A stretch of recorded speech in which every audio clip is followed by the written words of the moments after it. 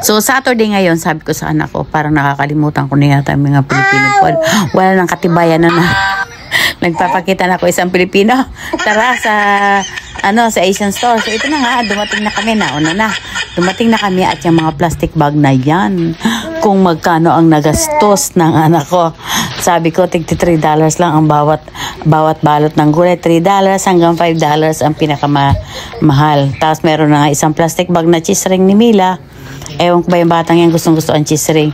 Tapos bumili rin kami ng mga bihon na 3 piraso para stock ng mga ilang linggo rin yan. Saka yung cheese ring ni Mila. Tapos bumili rin ako ng ulo ng isda na salmon para pang sigang. Pakatapos bumili ako ng lempo. Kasi yung lempo namimiss ko na talaga yung walang balat. Yung may balat. Kasi ang mga lempo dito, mga walang it's either ribs o kaya yung parang pork chop na walang buto, walang laman, ay walang taba. So ayan ang ampalaya $3 plus, ang talong $3 plus, yung bilog na talong tig $5, tapos ito $12 yung lempo. Tapos bumili ako ng isang malaking tilapia. Meron din akong giniling kasi maggagawa ako ng lumpiang Shanghai. So meron din kami biniling mga toyo at saka yung sausawan ng lumpiang masarap. Tapos bumili rin ako ng gata at saka ng toyo, yung paborito ni Milang seasoning soy sauce.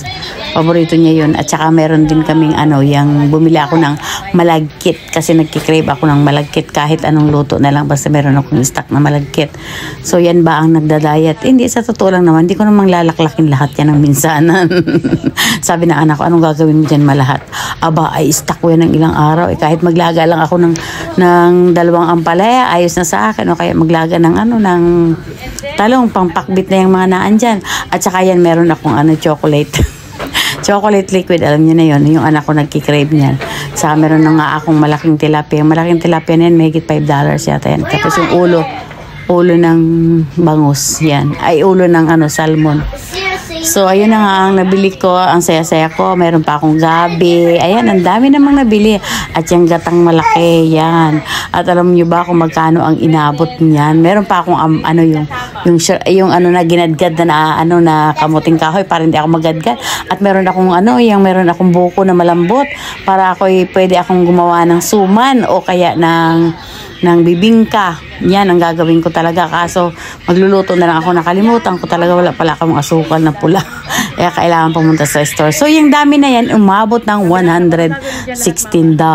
Ay, ang mahal sa atin ay na yan, magkano na? 6,000, o diba?